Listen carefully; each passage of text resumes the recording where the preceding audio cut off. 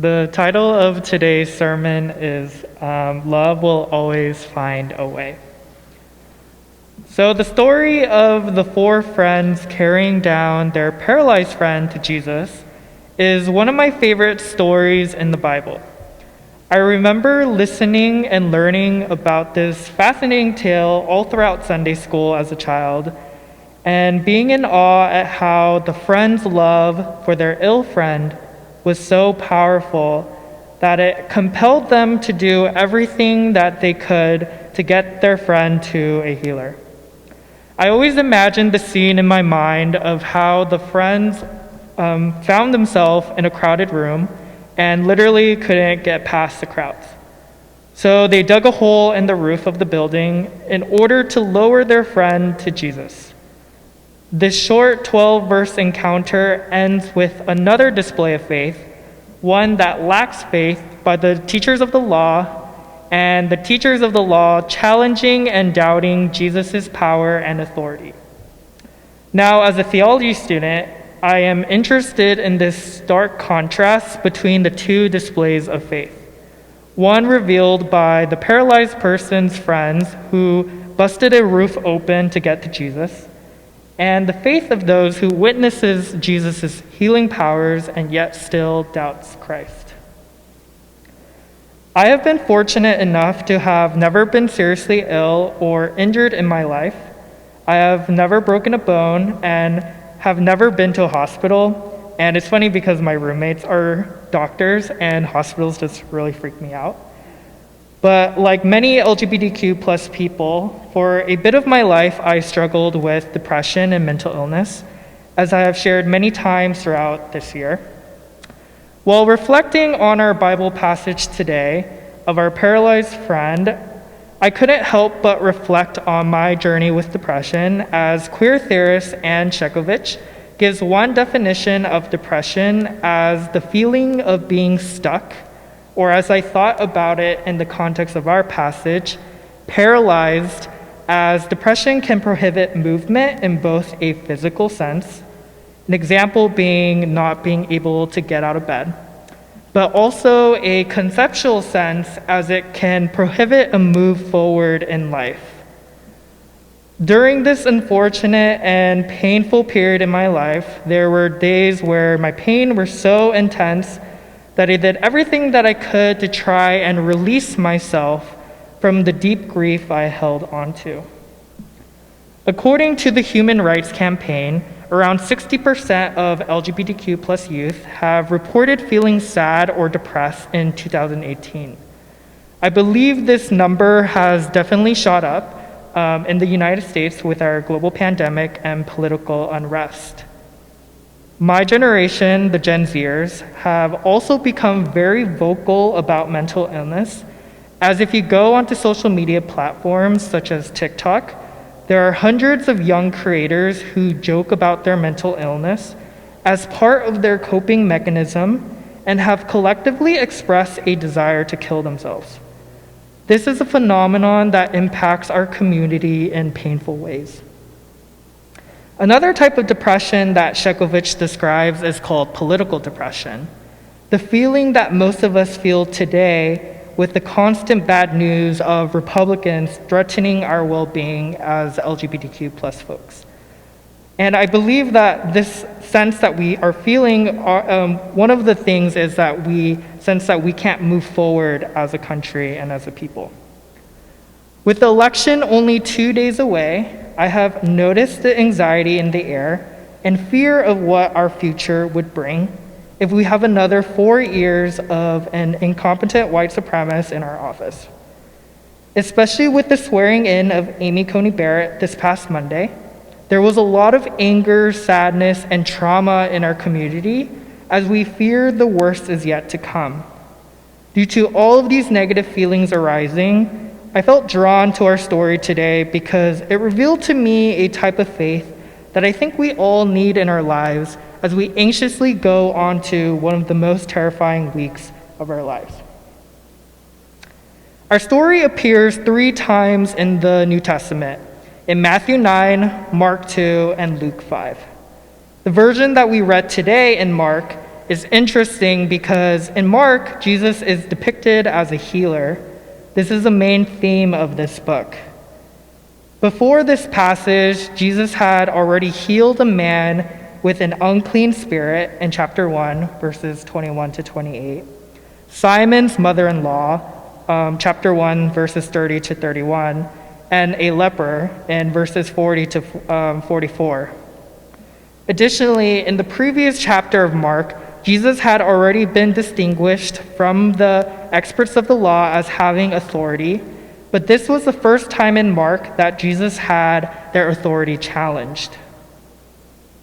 After Jesus heals the paralyzed man, the leaders of the law were calling Jesus blasphemous because Jesus heals the man by forgiving the man's sin. I want to just note briefly that the idea of sin being connected to illness was a tradition found during Jesus' time and can be seen even today. Like I have talked a lot before, I have a lot of questions about the Bible, and I think this is one of my doubts where I don't necessarily agree with the idea and connection of illness and sin because it impacts our community and have impacted us throughout history, as many people called homosexuality both an illness and sin.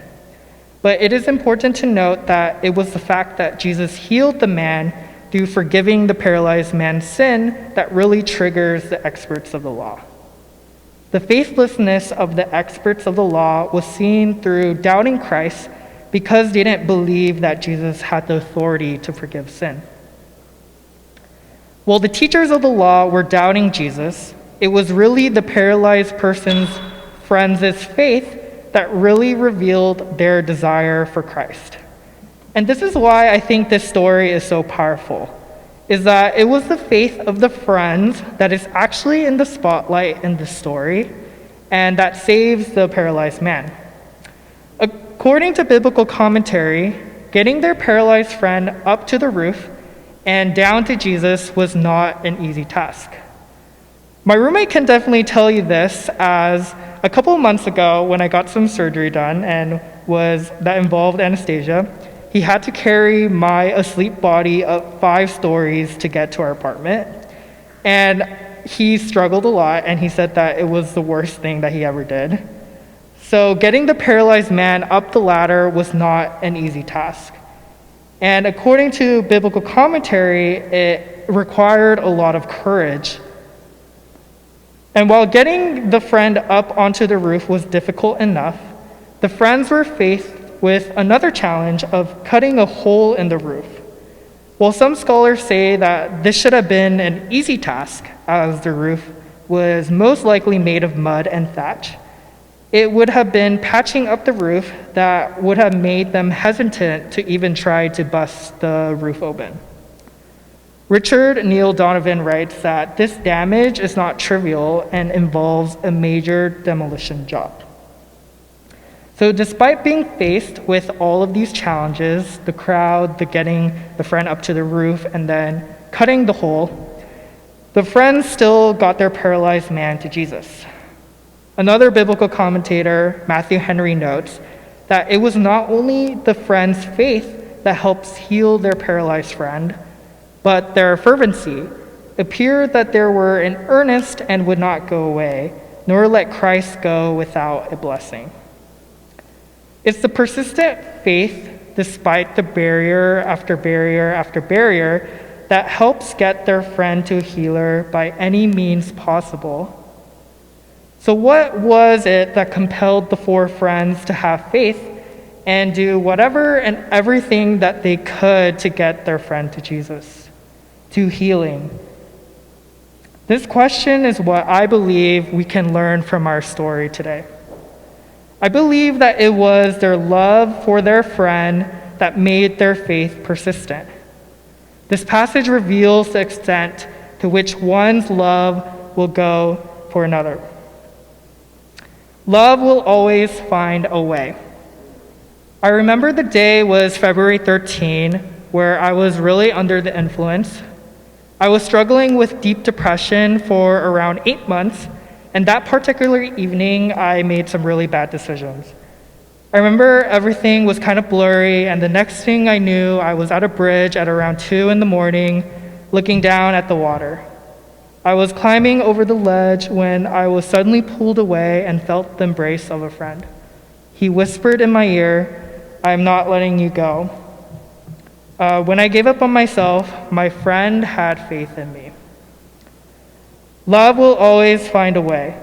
When our denomination founder, Reverend Troy Perry, attempted suicide in 1968, Reverend Perry recounts that it was in the hospital room after his failed attempt that a person reached down and stuck a religious magazine into his hands and said, "Here, some of us care about you." Reverend Perry felt called to return to his faith after this incident and to create a church, our church, where LGBTQ plus people could worship freely. On October 6, 1968, 12 people came to the first worship service of MCC, 9 of which were Reverend Perry's friends. Love will always find a way. In March, when our world turned upside down, we saw the ugly and harsh reality of living in a corrupt system. People were dying in huge numbers, and after the murder of George Floyd, Breonna Taylor, and so many more, we saw political unrest and a country divided. When all seemed lost, we saw protests in all 50 states with the banner, "Justice by all means necessary." Even after the continued bad news day after day of the rising number of deaths, government corruption, and natural disasters, on days where I and many of us lose hope, it is the faith, hope, and love of those around me, around us, that have been helping me get through our troubling times. The 3 examples that I just gave show the power that other people's faith can have in our lives. We must learn to show faith and love for those that are hopeless and faithless, in hopes that our faith and love will impact the lives of others. Especially as queer people, there are endless amounts of theory and writings on queer kinships and how important it is for us as queer people to connect with one another, love one another, and be with one another, as it provides us with hope, faith, and healing for a better future. Just like how there were 4 friends in our story, I wanted to share a last example, a 4th example, one in which we can show our faith in this coming week. Love will always find a way. This past week, we saw the very troubling appointment of Amy Coney Barrett, a conservative Supreme Court justice that actively opposes women and LGBTQ plus rights on the basis of her religion. Following her appointment, I saw very troubling content on social media from very young LGBTQ plus youth as they fear to live in our world and express their desire to die over and over again. This coming Tuesday on November 3rd, we will be faced with one of the most important decisions in our lives. But whatever happens, it is my hope that we as a church have faith for those that are lost, like our younger LGBTQ plus youth in our immediate communities, and show them unconditional love. Let us not be like the teachers of the law and watch on the sidelines and complain, but let us be like the friends whose faith shows to be persistent, inventive, and always finds a way. Thank you.